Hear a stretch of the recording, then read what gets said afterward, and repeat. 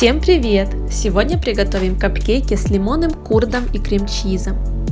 А какие ваши любимые начинки? Обязательно напишите в комментариях. Для теста взбиваем мягкое сливочное масло с сахаром и ванилью. Добавляем яйца, хорошо перемешиваем.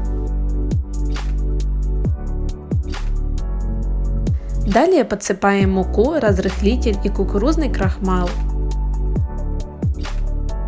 В конце добавляем молоко.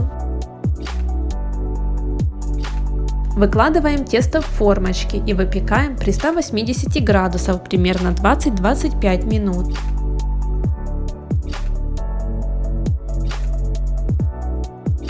Вот такие красавчики должны получиться.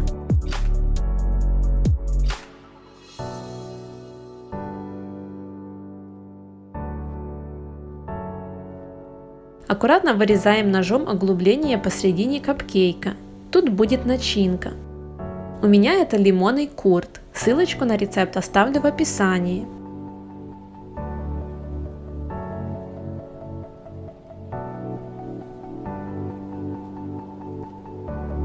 Для крема взбиваем вместе сливочный сыр, сливки и пудру.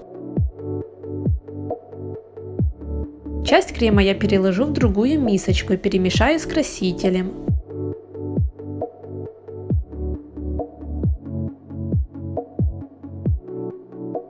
Далее берем свою любимую насадочку, отправляем крем в кондитерский мешок и отсаживаем шапочки на капкейки.